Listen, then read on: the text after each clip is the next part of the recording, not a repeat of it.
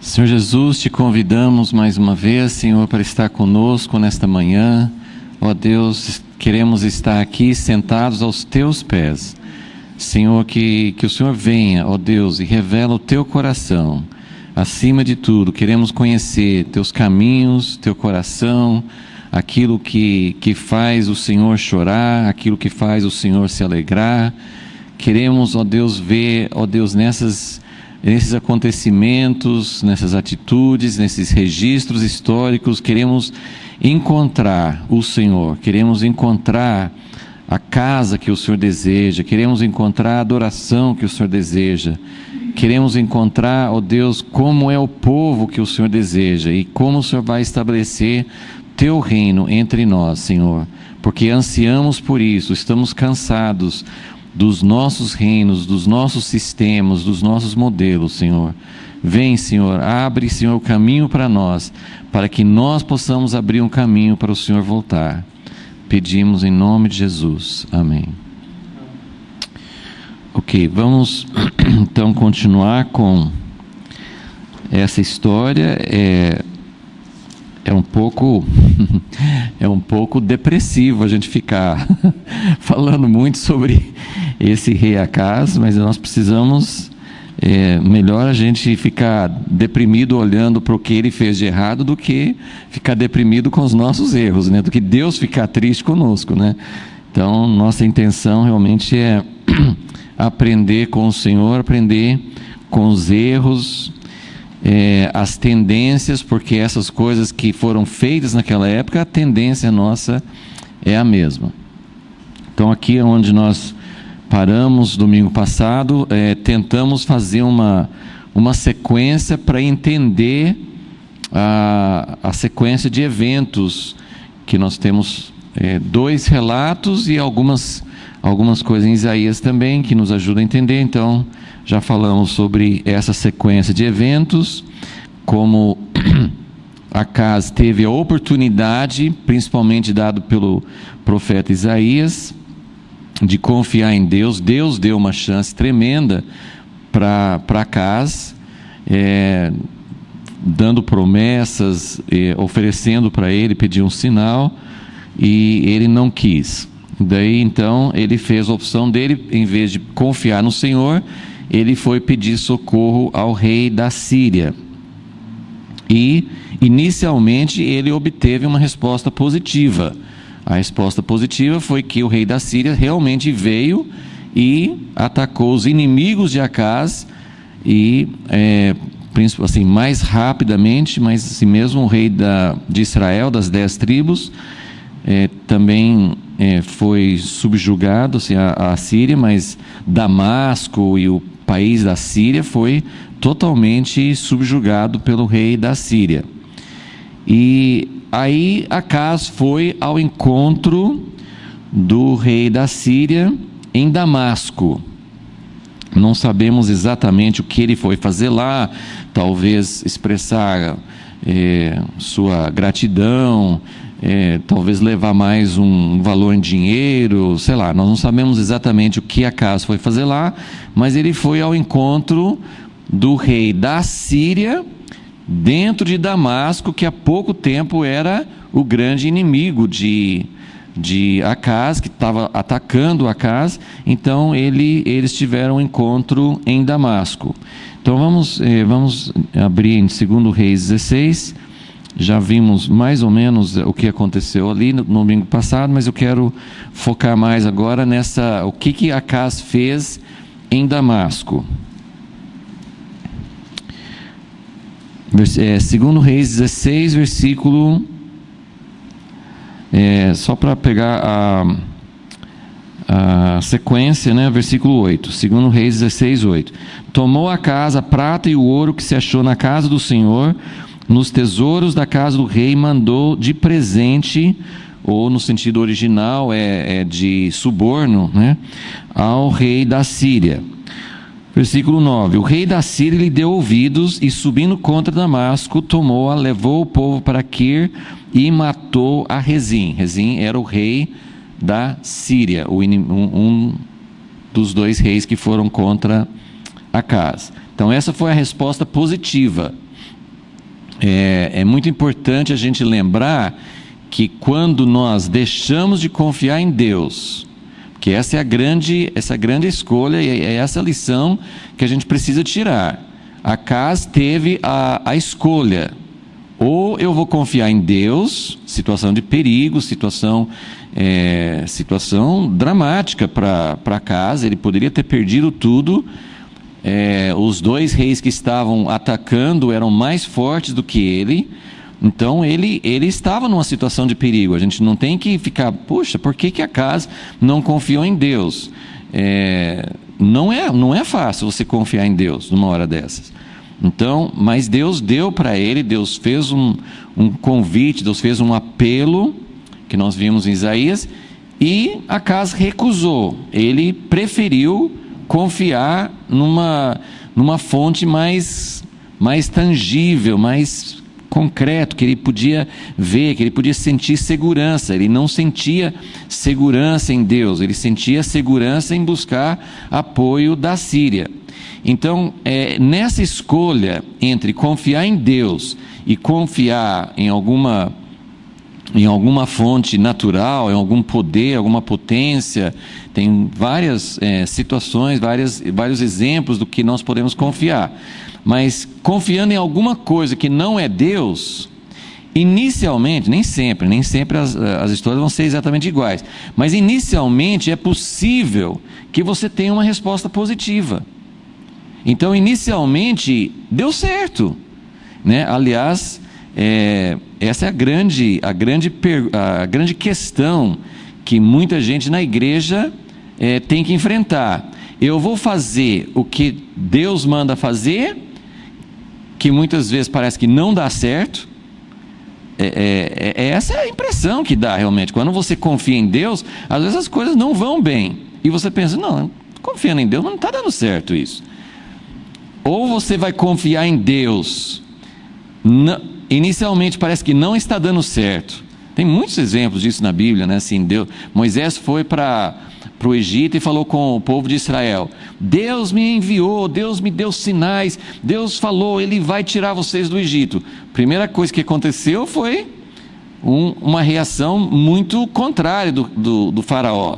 O faraó falou assim: vocês estão tendo muito tempo para inventar histórias e vir falar comigo, eu vou dar menos tempo para vocês, né? Tirou a palha, eles tinham que produzir tijolos sem a palha. Então, inicialmente confiar em Deus pode parecer que está dando errado, ok? E inicialmente confiando numa fonte humana pode parecer que está dando certo. Então, muitas igrejas fazem o que dá certo. O que dá certo para crescer? O que dá certo para prosperar? O que dá certo? Então, o que dá certo, nem sempre, claro que em última análise, o que Deus manda dá muito mais certo do que qualquer outra metodologia humana. Mas eu estou falando assim, a reação e a aparência inicial. Então, inicialmente, aparentemente deu certo. Acas confiou na Síria, e a Síria veio e livrou Acas, e Acas ficou todo contente, foi lá ao encontro do rei da Síria em Damasco, ok? Então, versículo 10: Então o rei Acas foi a Damasco a encontrar-se com Tiglat-Pileser, rei da Síria. Viu um altar que estava em Damasco e enviou ao sacerdote Urias. Ele está em Damasco, o sacerdote Urias está em Jerusalém, né? Eu brinquei domingo passado que ele mandou por celular a foto, né? Que é o que a gente ia fazer hoje, né? Ele tirou uma foto do altar em Damasco e mandou para Urias e falou assim: eu quero um igual quando eu chegar de volta. E quando eu chegar de volta dessa viagem, eu quero um altar igual esse aqui. E Urias, que ele não era um sacerdote de Baal, Urias era um sacerdote levítico, era um sacerdote de Deus. E Urias fez o que o rei Acas mandou. Ele não foi fiel a Deus, ele foi fiel ao chefe dele. Que na verdade, no plano de Deus, o sacerdote não é subordinado ao rei. O sacerdote é subordinado a Deus. Como nós vimos com o rei Uzias, né? O rei Uzias, ele foi entrar no Santo dos Santos e os sacerdotes foram contra ele, porque eles estavam certos, né? Eles sabiam o que Deus queria. Então o sacerdote, no plano de Deus, ele tem que confrontar o rei, ele tem que confrontar os dirigentes, e hoje nós não temos isso delineado assim no governo da igreja. Nós não temos um cargo na igreja que chama rei, ou algo parecido, e um cargo na igreja que chama sacerdote. Mas essa divisão de autoridade, de esferas, deveria continuar na igreja hoje, porque tem pessoas que têm o dom, que têm o chamado, que têm a capacidade de administrar a igreja, mas tem pessoas que Deus tem chamado para ouvir Deus e para saber o que Deus quer. E nem as pessoas que ouvem Deus deveriam ficar tomando conta da administração da igreja, e nem as pessoas que têm a administração da igreja deveriam ter o domínio sobre as pessoas que ouvem de Deus. Então deveria ter essa separação de esferas dentro da igreja hoje também. Mas nesse caso, então, o sacerdote, ele simplesmente ouviu e obedeceu o que Acaz estava mandando fazer. Então ele enviou um sacerdote. Agora olha só o versículo 10, presta atenção nas palavras aqui. Ele viu, né, Acaz foi a Damasco e viu um altar que estava em Damasco, e enviou o sacerdote Urias. Talvez as palavras vão mudar na sua tradução, mas são 3 palavras: a figura do altar, o modelo do altar, e conforme toda a sua obra, sua maneira de fazer. Então, eu nem fiz uma pesquisa das 3 palavras, assim, mas são 3 palavras que estão falando, sim, sobre toda a maneira de fazer um altar, que ele achou aquilo maravilhoso. Eu tenho mostrado sempre esse diagrama para vocês. Deixa eu voltar mais uma vez, porque eu acho que é fundamental para a gente entender o que nós estamos falando aqui. Que Deus queria que Israel fosse um modelo e uma influência para o mundo, e aqui está acontecendo ao contrário. Gente, pensa comigo, Deus deu para Moisés, e depois aqui é o templo de Salomão, mas Deus deu assim, o templo de Salomão e os móveis, as coisas, o altar, as coisas que eram feitas lá, foram um pouquinho às vezes diferentes ou maiores do que no tabernáculo de Moisés, mas era basicamente dentro do mesmo modelo. E esse modelo, quer dizer, o rei Acaz, ele estava em Jerusalém, ele é da descendência de Davi. Jerusalém tem a casa de Deus, do Deus do universo, e esse Deus do universo deu a Moisés o modelo exato, o padrão, o jeito que ele queria que fizesse cada parte da construção em si, e cada móvel que estava lá, o altar, bacia de bronze, mesa de pães, candelabro, todas as coisas que foram feitas de acordo com o modelo exato. E se você já leu o livro de Êxodo com cuidado, né, tendo paciência para ler todas aquelas medidas e tal, mas tem coisas que sobressaem, tem no meio de tantos detalhes que às vezes você nem entende como é que tudo aquilo, mas tem algumas coisas que sobressaem, que ressaltam. E uma das coisas principais que tem no livro de Êxodo é: tome cuidado. Isso é repetido muitas e muitas vezes: tome cuidado, faça tudo do jeito que eu te mostrei o modelo no monte. E quando chega no último capítulo de Êxodo, quando termina o tabernáculo, e fala assim: então eles fizeram a tenda, fizeram as cortinas, fizeram o altar, fizeram a bacia, e vai falando um por um tudo que fez, e cada vez que fala uma coisa, fala de acordo com o modelo, de acordo com o padrão que Deus deu para Moisés. Então, gente, o que Acaz está ali deslumbrado com o altar em Damasco? Porque o altar em Damasco podia ser muito enfeitado. Pelo que a gente entende na sequência, esse altar era muito maior do que o altar que eles tinham em Jerusalém. Então é um altar grande. Talvez fosse um altar, Deus mandou fazer as coisas com ouro, Deus fez as coisas que Deus mandou fazer, não eram feita de qualquer jeito, uma coisa feita assim, sem detalhes. Eram coisas feitas com a pessoa.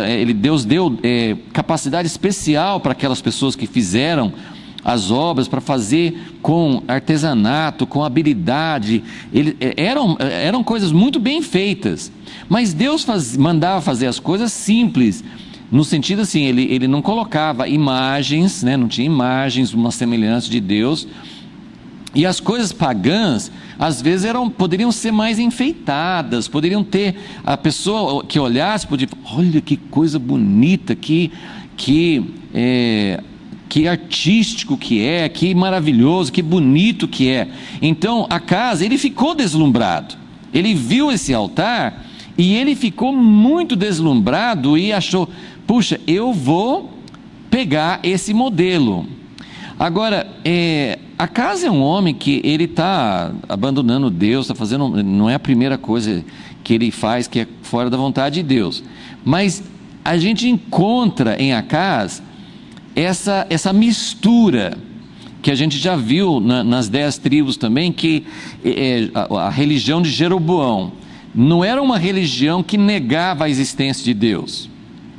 Tinha assim, eles continuavam falando em Jeová, mas eles mudaram, colocaram bezerros de ouro, eles tinham outros sacerdotes, outra época de festa, eles mudaram. E Acas está fazendo a mesma coisa. O que ele vai fazer com esse altar? Ele não vai colocar esse altar em outro lugar e dizer: agora nós não estamos mais servindo a Deus, agora nós vamos ter um outro lugar, um outro alto, um outro lugar. Às vezes eles faziam isso, mas não, ele coloca esse altar na casa de Deus. Ele coloca dentro da casa de Deus. E na sequência, a gente vai dar uma lida rapidinho, mas na sequência, ele coloca esse altar pagão, esse altar que Deus não mandou fazer, ele coloca no lugar que o verdadeiro altar ficava. Mas ele não joga fora o altar de Deus. Ele mantém os dois. Então a gente chama isso de sincretismo, né? Assim, mas é uma mistura das coisas, em que aquilo que antes era exatamente como Deus mandava fazer, se tornou uma mistura, se tornou uma coisa terrível. Muitas pessoas olham para a história da Igreja Católica como um exemplo disso, que os católicos traçam sua origem já desde o tempo dos apóstolos e vai continuando. E um dos grandes argumentos entre católicos e evangélicos é assim: os evangélicos, nós somos os verdadeiros que nós seguimos a Bíblia. E os católicos falam assim: não, nós somos verdadeiros que nós temos a sucessão, né? Desde Pedro nós temos a sucessão. Mas quando a gente olha para a Igreja Católica, a gente vê quanto que a Igreja foi introduzindo outros elementos e fazendo uma mistura. Só que os protestantes, os evangélicos protestantes, fizeram a mesma coisa. Então, seja a igreja evangélica, seja a igreja nas casas, seja a igreja católica, seja qual for a ortodoxa, seja qual for a manifestação, a expressão da igreja hoje, se nós compararmos com o original, está muito longe do verdadeiro padrão. Então, na verdade, ninguém pode criticar o outro, né? Assim, nós não temos nenhum direito de fazer alguma coisa a não ser comparar o quanto que nós temos feito essa mudança. Então, pensa em Israel, que tinha um modelo de Deus que deveria manifestar. As outras nações que deveriam ficar deslumbradas. Elas que deveriam dizer: puxa, que Deus que vocês têm, que adoração, que coisa diferente. O que vocês fazem é diferente de todas as nações. Todas as religiões pagãs são diferentes, vocês têm algo diferente de verdade. E aqui está sendo o contrário. Okay? Então, essa é a situação que nós encontramos aqui.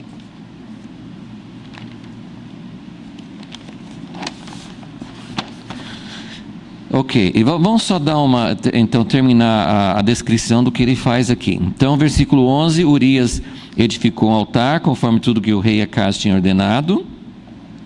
E ele foi eficiente, acabou antes que o rei Acaz voltasse.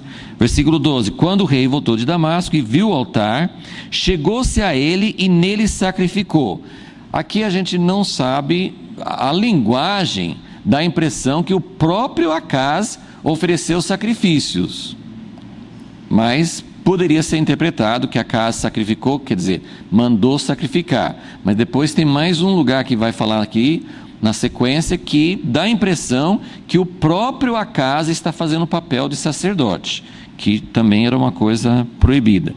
Versículo 13: queimou o seu holocausto e a sua oferta de cereais, derramou a sua libação, espargiu o sangue de suas ofertas pacíficas naquele altar. Então, o primeiro passo foi que ele mandou fazer o altar.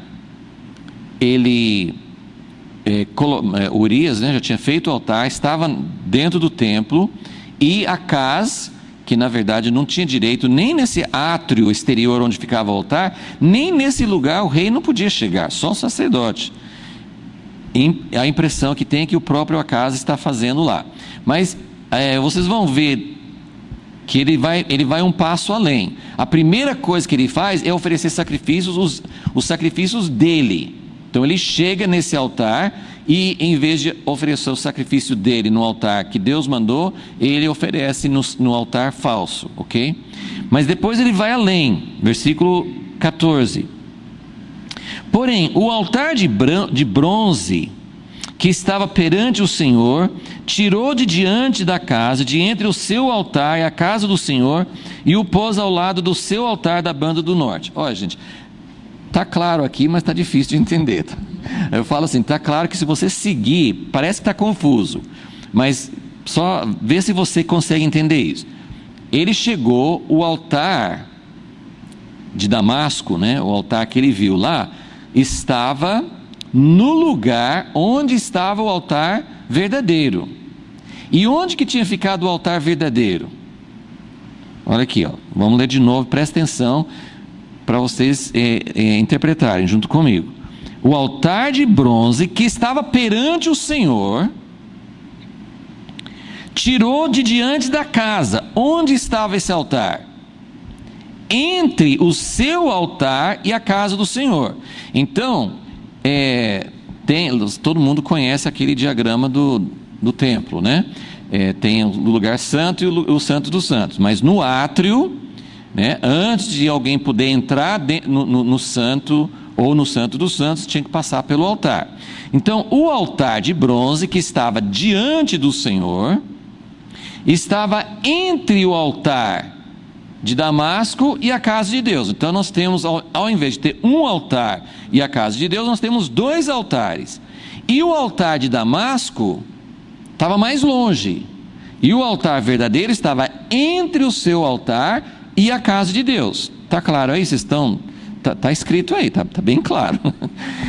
Então o que ele fez?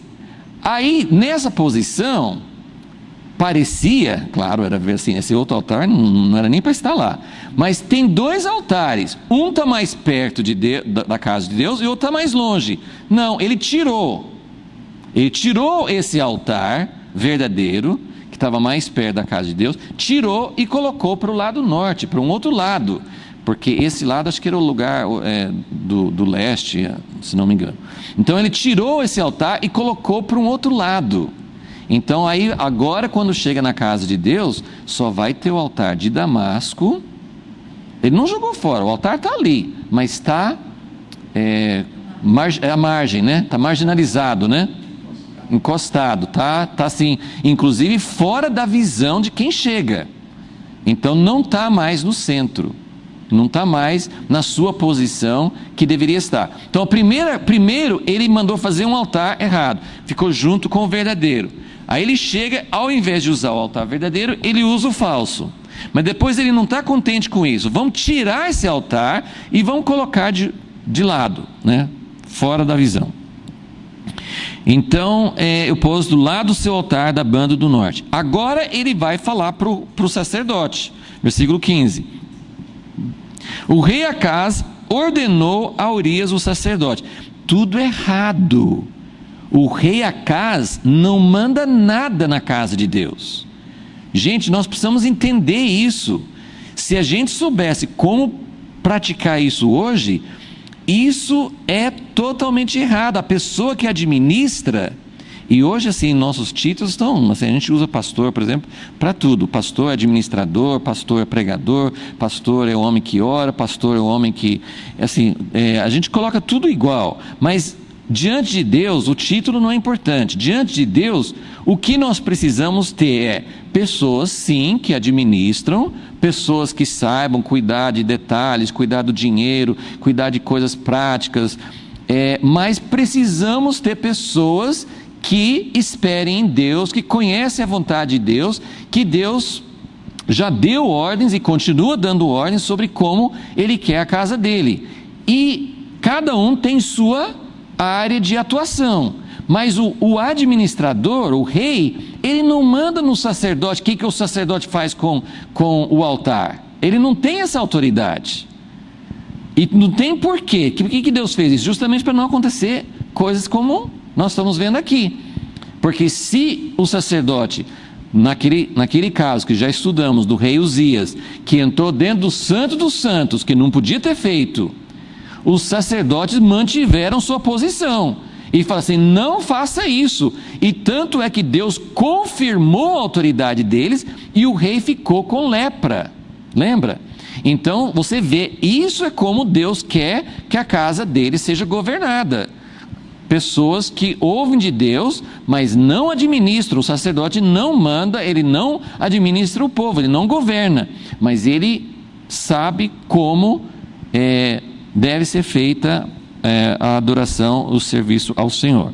Então, Acaz, versículo 15, ordenou a Urias, o sacerdote: no grande altar, queima o holocausto da manhã, como também a oferta de cereais da tarde, o holocausto do rei, a sua oferta de cereais, o holocausto de todo o povo da terra, a sua oferta de cereais e as suas ofertas de bebida.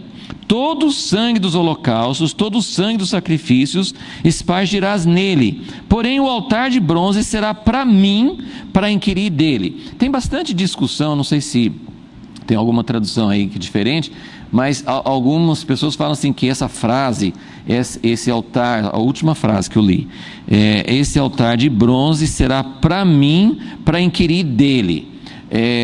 Alguns interpretam mais ou menos assim, que seria uma espécie de adivinhação. Então, para eu inquirir, então esse altar de bronze que ele colocou para o escanteio, seria uma coisa que ele usaria para fazer adivinhação, alguma coisa assim.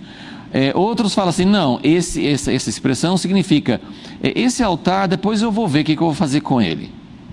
Então, existe dúvida sobre o significado dessa frase, mas o importante é, o que ele falou em todo esse versículo 15, que é um versículo grande? O que ele está falando? Ele está falando exatamente como Deus já tinha ordenado. Essa parte ele não está mudando. Tem o sacrifício da manhã, tem o sacrifício da tarde, tem a oferta de cereais que vai junto com o da manhã, tem a oferta de cereais à tarde, tem a oferta para o rei, tem a oferta para o povo, sangue espargido sobre o altar. Tudo isso aí, ele não está inovando nada. Qual que é o problema aqui? É o altar errado, só isso. Então veja como que funciona. Parece que está tudo certo, parece que o rei Acaz, não, tem que fazer o sacrifício, tem que ter o sangue, tem a oferta de cereais, tudo do jeito que Deus mandou. Ele não mudou essa parte, só que ao invés de ser no altar certo, está no altar errado. Versículo 16: fez Urias o sacerdote conforme tudo que o rei Acaz lhe ordenara. Depois 17: o rei Acaz cortou os painéis laterais, de cima deles removeu as pias. No tabernáculo de Moisés tinha uma pia para lavar.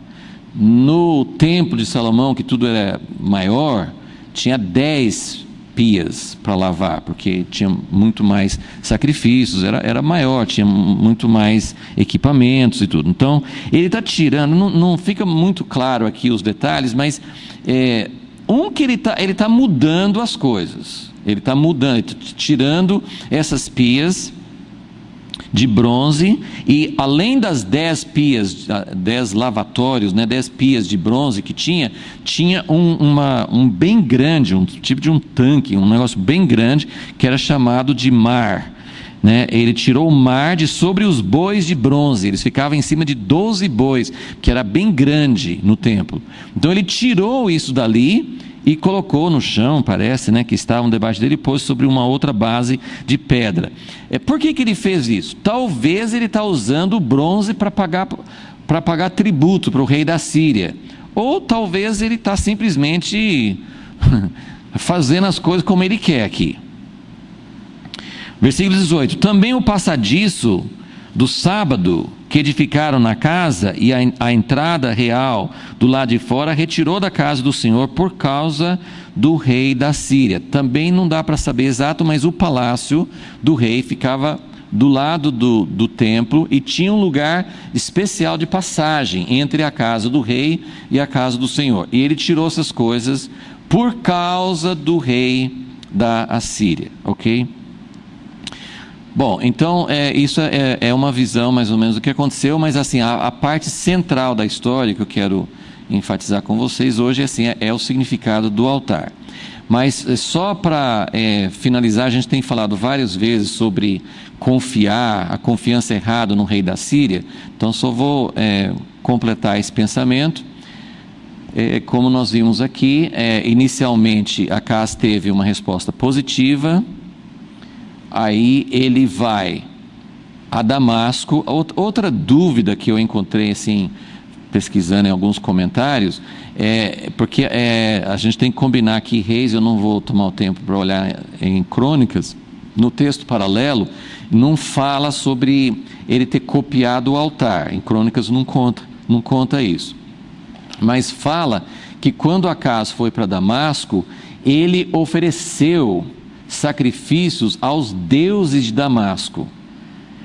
E é muito, assim, as coisas muitas vezes não são muito lógicas, Quando você vê uma pessoa, qualquer um de nós, sendo dominado por ideias erradas, quando nós não servimos ao Senhor, quando nós nos afastamos da verdade em Deus, a gente acaba fazendo coisas ilógicas e coisas muito erradas, Romanos 1 descreve toda aquela queda, como que o homem que não dá glória a Deus, ele vai degenerando, como ele vai se pervertendo até chegar em extremos assim inimagináveis, como que o homem chega a tal ponto, e a gente tem visto durante toda a história e hoje também.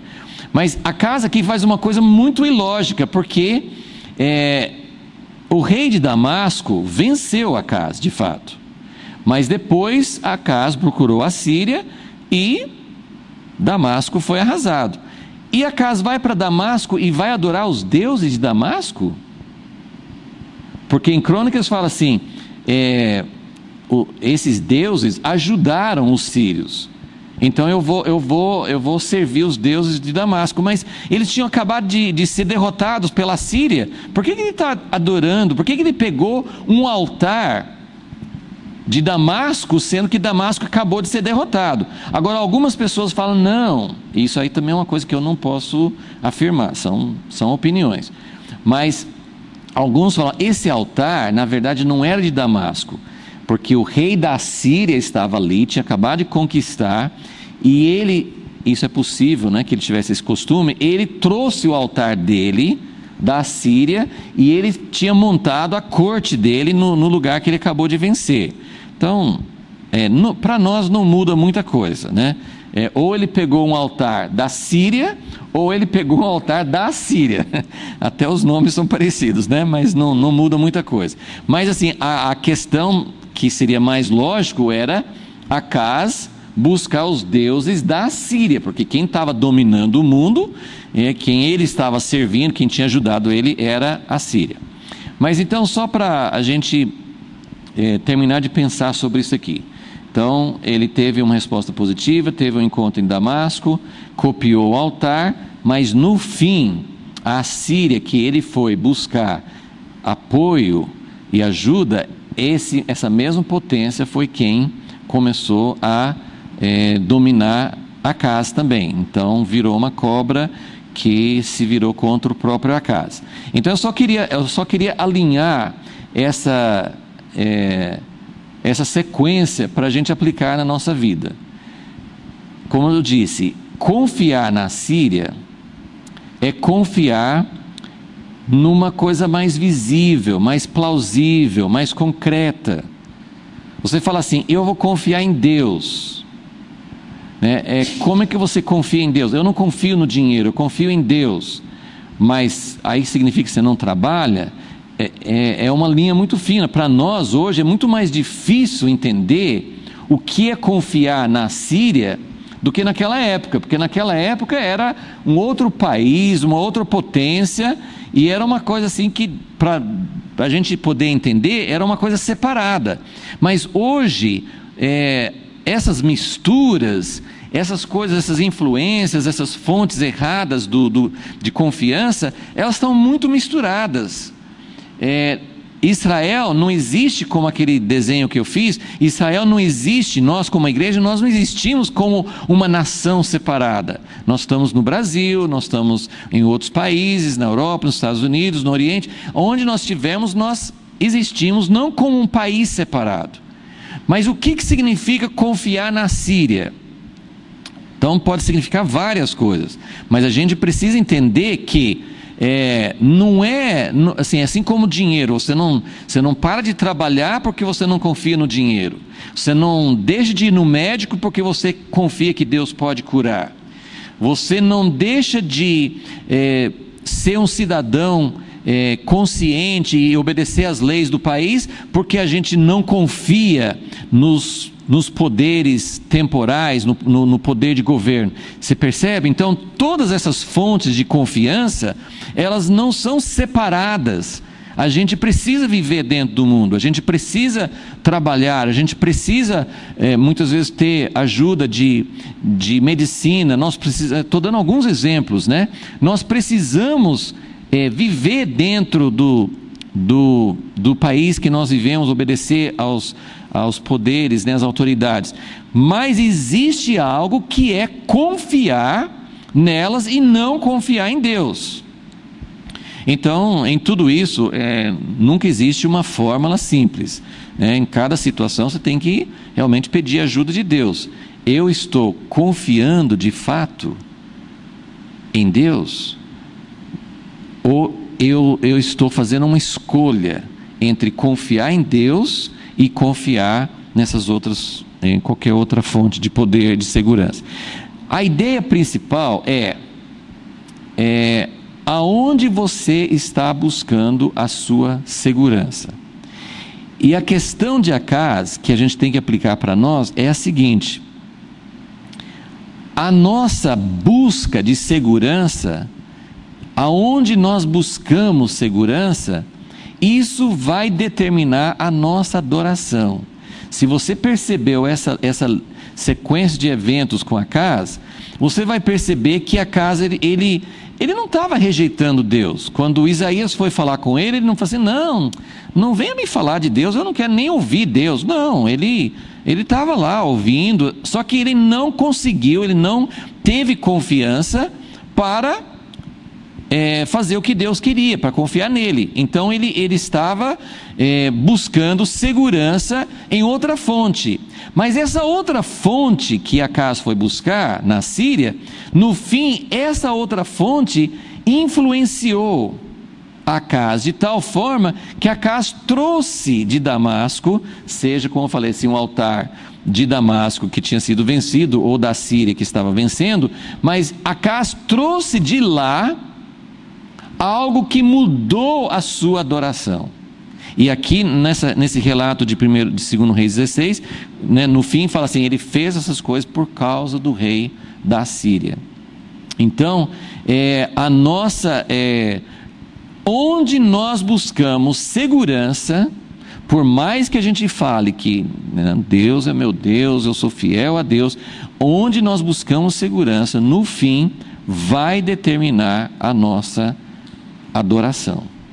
Quem nós realmente servimos vai determinar vai ser determinado pela fonte da nossa segurança. Onde nós encontramos segurança, nós vamos também fazer a nossa adoração. Agora, olha só a diferença entre Deus e os outros deuses. Porque, por que as pessoas, agora assim, tem duas linhas de idolatria, duas linhas de infidelidade a Deus. Uma era fazer um outro Deus, uma idolatria, uma outra imagem, e a outra era confiar em outro poder que não Deus. Mas por que as pessoas eram tão atraídas a outros deuses? Uma das razões era porque era mais visível. As pessoas não gostam desse negócio assim de não ver, de não apalpar, né? Às vezes a gente fala assim, por que religiões que têm outras regras, até mais difíceis do que Deus impõe, por que as pessoas vão atrás disso? Por que as pessoas são atraídas? Tem outras regras, mas elas são mais palpáveis, mais visíveis, mais fáceis de você entender, e aparentemente oferecem mais segurança. Então, e outra coisa, tem regrinhas, tem coisas que tem que fazer para um outro Deus, e coisas terríveis, como oferecer os próprios filhos. Tem alguma coisa pior do que isso? Só que, por outro lado, havia libertinagem. Nós já vimos esse texto, que o rei Acaz tinha deixado o povo solto. Então, existem coisas que nos custam muito caro, só que a gente não percebe isso na hora. Mas os outros deuses, as outras fontes de segurança, deixam a gente fazer o que a gente quer, aparentemente. É lógico que tudo isso aí é uma mentira, mas a ilusão é essa, né? Eu posso servir Deus do jeito que eu quero. Eu não preciso ser obrigado a fazer como Deus quer. Então, aparentemente, os outros deuses nos dão mais liberdade, também nos dão uma segurança, né? Então, segurança e liberdade são dois fatores que predominam muito naquilo que nos faz afastar de Deus. Só que no fim, esse outro Deus, ou essa outra fonte de segurança, né, o outro Deus acaba tirando de nós os próprios filhos. E a segurança que a gente achava que tinha, se torna uma escravidão. Você tem segurança no rei da Síria, mas ele te torna um escravo. E outro ponto muito importante aqui é que para pagar essa segurança, ele precisou tirar o ouro, as riquezas, o que Deus tinha investido no povo, ele tirou do templo e da casa dele para mandar para a Síria. E o que a gente já viu naquele esquema, naquele diagrama Deus quer habitar no meio do seu povo para que todas as nações sejam alcançadas por Deus. E a visão que Deus tem, só rapidinho, em Isaías 60, a visão do que Deus queria fazer não era tirar, se fosse servir a Deus como Ele quer, não precisaria tirar o ouro da casa de Deus para pagar um opressor. Mas o que Deus quer, Isaías 60, e versículo 5, quando o vires, ficarás radiante, o teu coração estremecerá, se alegrará, a abundância do mar se tornará a ti, as riquezas das nações a ti virão. E a visão que nós temos nos últimos capítulos de Apocalipse a cidade santa, Deus habitando, e todas as nações, todos os reis vindo e trazendo a sua riqueza ali. Então, ao invés de tirar a riqueza da casa de Deus e pagar uma outra potência, o que Deus quer é que a casa dele seja o centro, que toda a riqueza, Deus não tira riquezas para oprimir, mas o que ele faz traz abundância para todos, né? E toda a terra contribui para a casa de Deus. Então, só para a gente ver essa inversão de valores, ok? Então, agora só queria pensar um pouquinho agora sobre o altar. Por que era tão importante para Deus e o que isso pode significar para nós? Acaz ter copiado um outro altar, ter trazido esse outro altar, ter substituído o altar de Deus, tal. O que isso significa? O que significa o altar? De vez em quando nas aulas eu falo sobre o altar. O altar, Deus não tinha nenhuma obsessão com o altar em si. Por que o altar era importante? As pessoas vinham e ficavam admirando o altar? Não, o altar tinha uma utilidade. Para que servia o altar? Para oferecer sacrifícios. O altar era de importância central. Lembrando mais uma vez do diagrama do tabernáculo com o altar. Por que o altar ficava bem ali, naquela posição? Porque não era possível entrar na casa de Deus, no santuário, no lugar santo e no Santo dos Santos, sem passar pelo altar, ou seja, sem sacrifício. Então, o altar era de importância central, era o único caminho.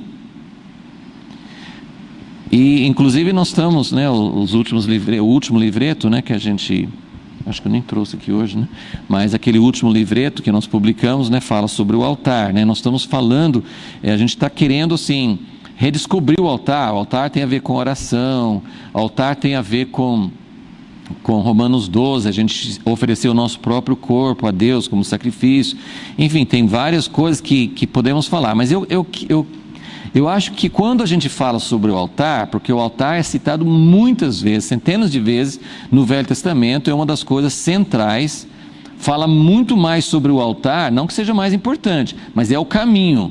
Mas no Velho Testamento fala muito mais sobre o altar do que sobre a arca. Claro que a arca é mais importante, porque a arca é onde está a própria, onde Deus vinha para encontrar com o homem. Então, na verdade, o nosso objetivo, para onde nós queremos ir, é a arca. Mas por que o altar é tão importante? Porque não tem outro caminho para chegar à arca. Por isso que é tão citado.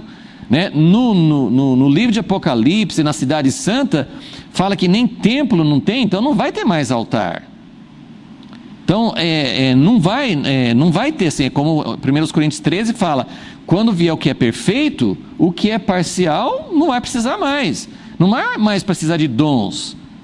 Você pensou na vida eterna, na cidade de Deus? Nós vamos ficar pedindo, você tem uma palavra para mim, você tem uma revelação, você tem uma coisa. Não vai precisar disso, porque já tem o real, o completo, o perfeito. Então, entendeu? Assim, o altar é importante porque é o caminho. Então, vamos firmar bem claro qual é o verdadeiro altar do Novo Testamento. O que tomou o lugar do altar? O que ficou no lugar do altar que, mais uma vez, é importante, para sempre vai ser lembrado, mas outra vez, na eternidade não vai precisar passar por isso mais. Mas o que é o altar? A cruz. A cruz. Por quê? Lembra que o altar não é importante em si. O altar é uma estrutura em cima da qual o sacrifício é feito. Ok? Não é igualzinho? A cruz foi onde Jesus foi sacrificado. Então, por que a gente precisa pensar na cruz? Não precisa pensar mais na cruz. Jesus já morreu. Não, mas a cruz tem importância central. Então, temos pouco tempo, mas acho que eu vou ler alguns textos rapidamente, mas vocês vão entender plenamente a importância. Vamos, 1 Coríntios 2. 1 Coríntios 2. Eu só quero deixar essa coisa bem clara. O que é a cruz? O que é o altar no Novo Testamento? É a cruz. Eu não estou falando isso assim, para a gente não pensar, assim, como eu falei assim, tem outros sacrifícios, tem várias coisas que são importantes para a gente lembrar no assunto, mas quando a gente pensa, o altar tão importante no Velho Testamento, o que é tão importante no Novo? A cruz. 1 Coríntios 2, versículo 1. Eu, irmãos, quando fui ter convosco, anunciando-vos o testemunho de Deus, não fui com sublimidade de palavras ou sabedoria, pois nada me propus saber entre vós, senão a Jesus Cristo e este crucificado. E eu estive convosco em fraqueza, em temor, em grande tremor. A minha palavra e a minha pregação não consistiram em palavras persuasivas de sabedoria humana, mas em demonstração do Espírito e poder, para que a vossa fé não se apoiasse na sabedoria dos homens, mas no poder de Deus. E o outro texto é Gálatas 6,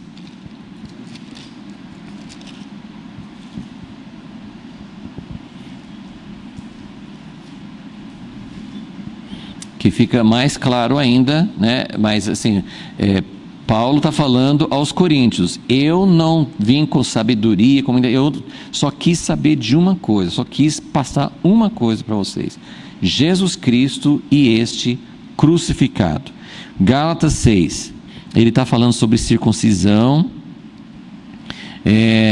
e no versículo 14 ele fala, Gálatas 6,14: longe esteja de mim gloriar-me, a não ser na cruz de nosso Senhor Jesus Cristo, pela qual o mundo está crucificado para mim e eu para o mundo.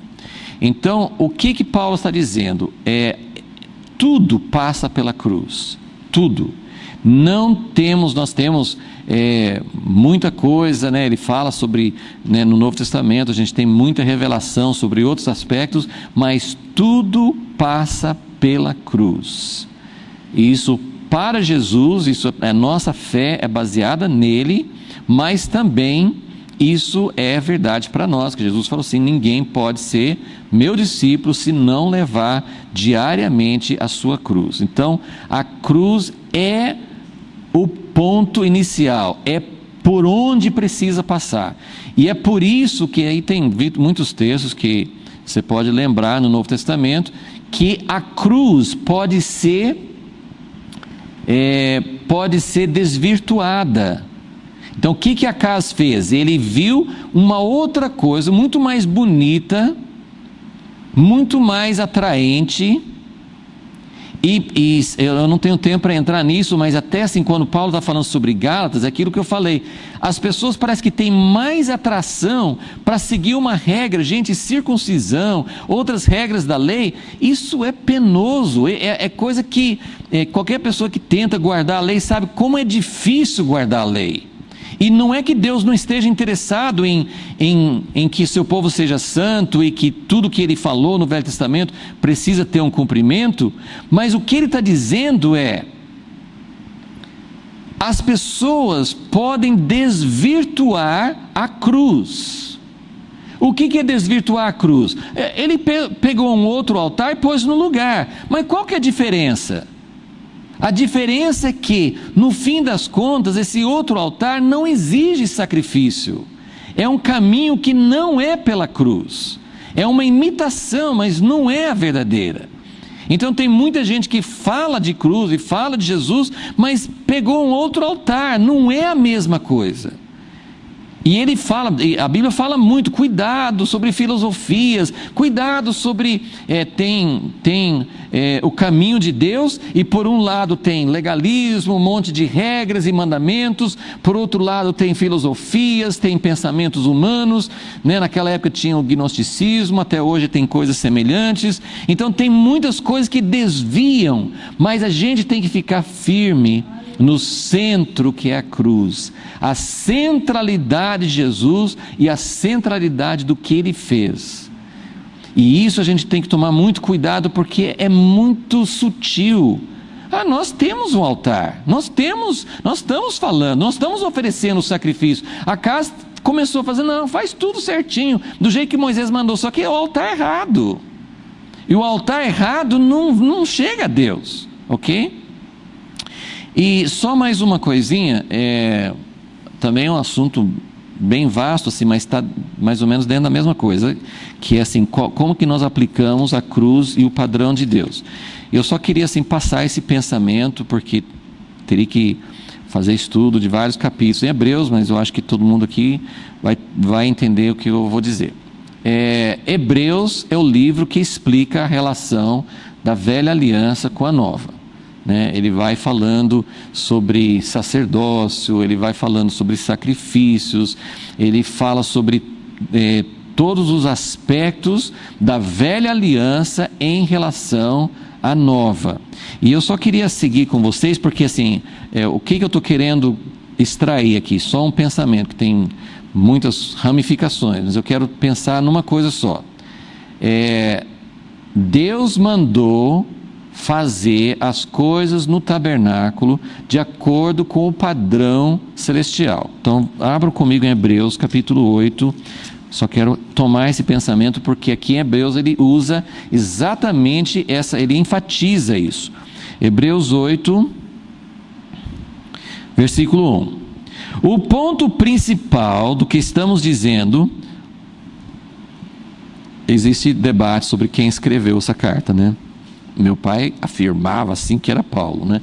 Mas tem outras pessoas que acham que não podia ter sido. Mas seja como for, assim, esse livro de Hebreus é um tratado maravilhoso, porque tem cartas e tem livros que vão falar assim, de vários assuntos. Mas eu comparo Hebreus com Romanos. Romanos também é uma dissertação. E tem os vários capítulos, mas principalmente até o final do capítulo 11, Romanos de 1 a 11, é uma sequência, ele vai construindo como se ele estivesse fazendo uma dissertação teológica mesmo, sim? Ele vai mostrando as coisas passo por passo. E Hebreus é a mesma coisa. O livro de Hebreus é passo por passo, ele está construindo, e ele já falou tanto aqui, quando chega no capítulo 8, assim, gente, o ponto principal que eu quero falar, assim, que ele já tinha falado tanta coisa, o ponto principal que eu quero enfatizar, é que temos um sumo sacerdote, tal, que se assentou à destra do trono da majestade nos céus, como ministro do santuário e do verdadeiro tabernáculo, que o Senhor fundou e não o homem. Todo sumo sacerdote é constituído para oferecer dons e sacrifícios, pelo que era necessário que este também tivesse alguma coisa que oferecer. Ora, se ele estivesse na terra, nem seria sacerdote, havendo já sacerdotes que oferecem dons segundo a lei. Ele já falou sobre a ordem de Melquisedeque e tal, assim, Jesus não era da tribo de Levi, então Jesus não seria um sacerdote de acordo com a ordem de Moisés, né? Ora, se ele estivesse na terra, não seria sacerdote. Versículo 5. Eles, os sacerdotes levíticos, servem no santuário, que é figura e sombra das coisas celestiais. É por isso que Moisés divinamente foi avisado quando estava a construir o tabernáculo: vê que faças tudo conforme o modelo que te foi mostrado no monte. Ok, vamos dar uma paradinha aqui.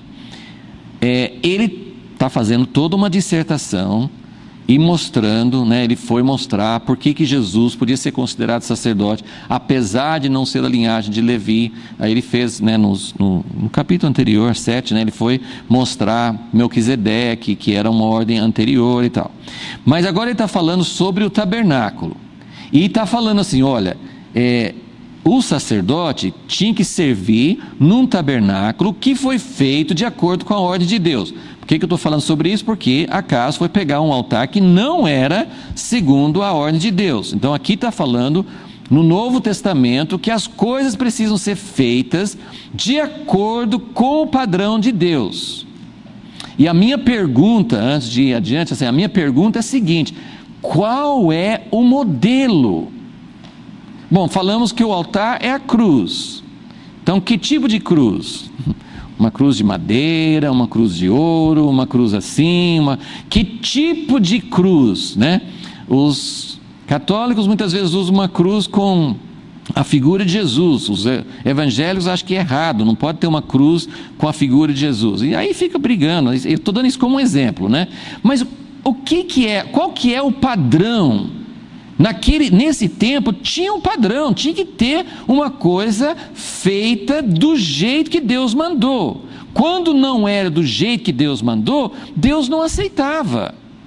Então a pergunta para nós hoje é: qual é o modelo, qual é o padrão, que jeito? E as pessoas têm brigado durante séculos, e principalmente nos últimos séculos, eu posso dizer assim, mais ainda nas últimas décadas, tentando entender qual é o modelo da igreja.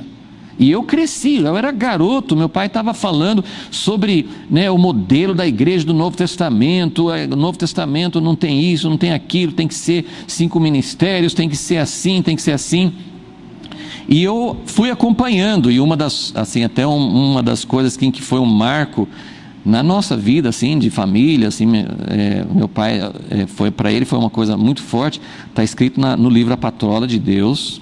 Quem não leu, por favor, leia, né? A Patrola de Deus. Lá o autor fala o seguinte: como que nós vamos ter uma igreja do jeito que Deus quer, quando nós não temos pessoas do jeito que Deus quer?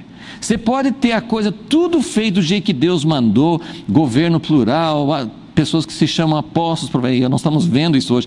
Na época que o meu pai estava buscando isso, ninguém se chamava, assim, pelo menos que eu saiba, assim, naquela época ninguém se chamava apóstolo ainda. Hoje nós temos muitos apóstolos, não é por falta de apóstolo que a igreja está longe do padrão de Deus, né?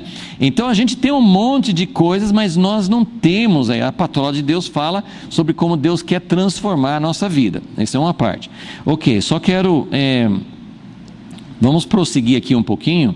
Eu vou pulando aqui para capítulo 9 agora. Capítulo 9, ele começa falando, né, que versículo 1, a primeira aliança tinha ordenanças. Versículo 2, foi preparado um tabernáculo. Eu vou passando aqui meio rápido, só para vocês verem o argumento. Esse aqui não é um versículo solto, mas eu quero que vocês vejam o argumento. Que tipo de padrão, que tipo de modelo nós estamos buscando hoje? Então ele fala, vai falando assim, nos primeiros versículos do capítulo 9, ele descreve as peças do tabernáculo, que tinha uma primeira parte, onde estava o candelabro, a mesa, depois tinha o altar de ouro, etc. Daí tinha a arca no versículo 5, né? O sacerdote, versículo 7, só podia entrar uma vez por ano. Aí versículo 8, o Espírito Santo estava dando a entender com isto o quê? Com o fato de que mesmo naquele tabernáculo feito do jeito que Deus queria, o sumo sacerdote só entrava uma vez por ano no Santo dos Santos. Agora lembrem comigo que a gente já falou isso muitas vezes. Qual é o objetivo? Por que tem o tabernáculo? Para quê? Para falar com Deus, para Deus morar conosco. Na verdade, assim, o tabernáculo, que é uma casa, representa uma casa para Deus. E para que serve uma casa, se você nunca pode... Por que Deus fez um tabernáculo na terra? Porque Ele não quer morar no céu. Se tivesse o céu, acho que eu não queria vir para a terra, mas Deus está no céu, Ele quer vir para a terra. Nós estamos na terra querendo ir para o céu. Nós precisamos combinar com Deus, né? Se nós vamos morar juntos, nós temos que combinar juntos aonde nós vamos morar. O povo querendo ir para o céu e Deus querendo vir para a terra.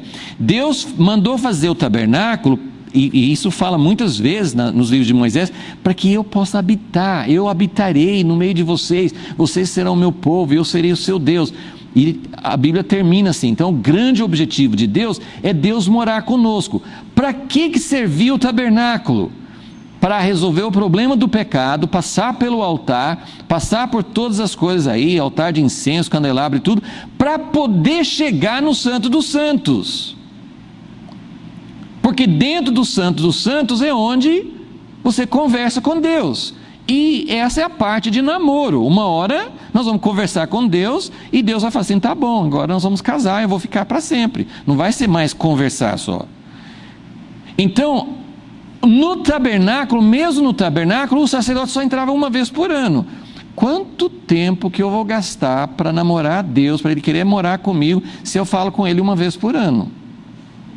Então, por isso que está falando aqui, no versículo 8, 9 e 8. O Espírito Santo estava dando a entender com isto, que o caminho do Santo dos Santos ainda não está descoberto, não está aberto, enquanto continua em pé o primeiro tabernáculo.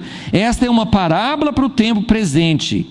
E aí ele vai falando, eu não tenho tempo para seguir tudo, mas vamos para o capítulo 10, que eu quero levar vocês direto para o final. O que ele está falando sobre as duas alianças? Aquele tabernáculo tinha que ser feito tudo de acordo com o padrão. Agora nós temos um sumo sacerdote que é diferente. Nós temos também capítulo 10, versículo 12, mas este, havendo oferecido para sempre um único sacrifício pelos pecados, assentou-se à destra de Deus. Então, o altar, que é a cruz, Jesus fez um único sacrifício para nos levar a Deus. Agora, como que é? Como que funciona na nova aliança? Deixa eu só, antes de chegar um pouquinho adiante, deixa eu achar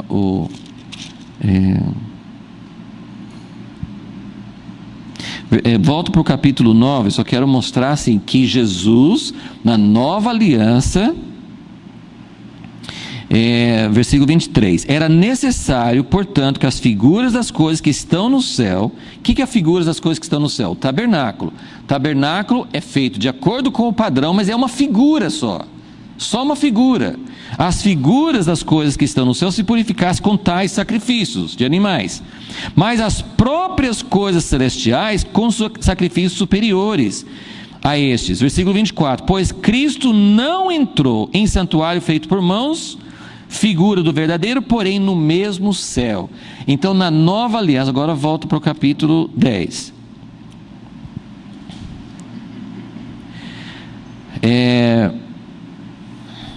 Nós já lemos o versículo 12, que ele fez um único sacrifício. Versículo 14, com uma só oferta ele aperfeiçoou para sempre os que estão sendo santificados. Versículo 19, um texto que todo mundo conhece. Portanto, irmãos, tendo ousadia para entrar no Santo dos Santos, pelo sangue de Jesus, pelo novo e vivo caminho que ele nos consagrou pelo véu, isto é, pela sua carne, e tendo grande sacerdote sobre a casa de Deus, cheguemo-nos com verdadeiro coração. Então, hoje nós não temos um padrão exterior. O que ele está querendo mostrar é, naquele tempo, tudo foi feito de acordo com o padrão, porque era uma figura. Hoje, claro, nós precisamos saber como Deus quer as coisas, mas eu só queria mostrar, hoje nós não temos um padrão exterior. Tem vários princípios, tem coisas que são importantes na casa de Deus, tem como Deus quer governo, tem coisas assim, tem várias coisas importantes que tem um padrão de Deus. Mas eu só queria mostrar que o que interessa para nós não é um padrão de uma coisa, não é um padrão de como que tem que ser feito o culto. Deus não deu muita coisa sobre isso no Novo Testamento. O que Ele deu para nós é o caminho aberto. Então a cruz, o verdadeiro altar, nós não podemos desvirtuar o verdadeiro altar. Nós não podemos substituir o altar de Deus, a cruz de Cristo, por um outro caminho, por uma outra coisa que não represente realmente a verdade em Cristo. Paulo fala assim: eu não quero saber nada entre vós a não ser a cruz de Cristo, porque a cruz de Cristo abre esse novo e vivo caminho e a gente entra no verdadeiro. Não é uma coisa só com padrão. Claro que nós ainda estamos limitados, mas eu queria só dar, assim, é um assunto que vai longe, não dá para a gente entrar hoje, mas o nosso altar é através da cruz de Cristo.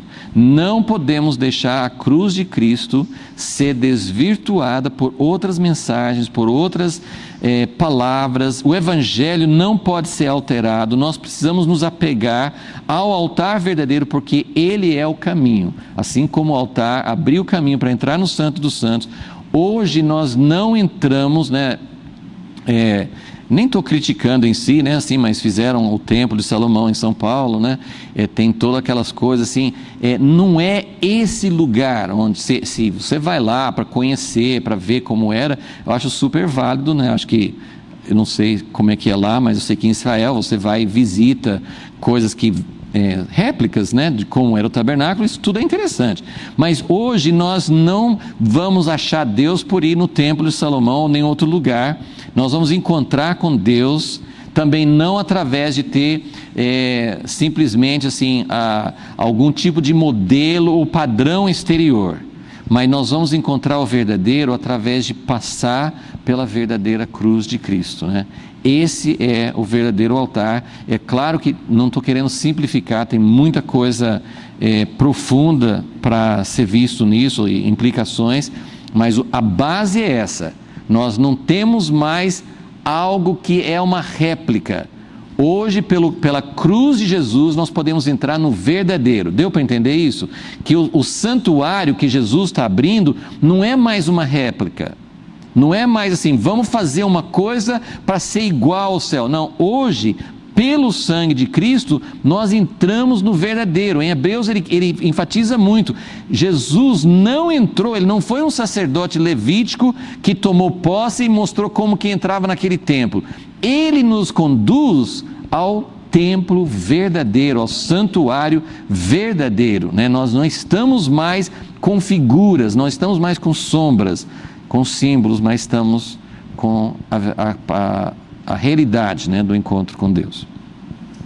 Senhor Deus, essas coisas, Senhor, são ainda pouco compreendidas por nós. Estamos tentando entender como foi desvirtuado o culto ao Senhor no Velho Testamento e como nós estamos fazendo a mesma coisa hoje. Senhor, nós clamamos a Ti, Senhor. Ó Deus, mostra-nos o verdadeiro caminho. Mostra-nos, ó Deus, como restaurar o altar, como restaurar a centralidade da cruz. Nós achamos que temos a cruz de Cristo, mas temos de verdade? Será que estamos realmente colocando no centro, como Paulo colocou? Será que nós estamos nos baseando na Tua morte, no Teu sacrifício? Será que esse é o caminho que abre o caminho para nós, que abre as portas para nós? Ou nós estamos substituindo de alguma forma por outras coisas? Senhor, pedimos, ó Deus, a Tua ajuda, pedimos a Tua restauração, em nome de Jesus, Senhor. Amém.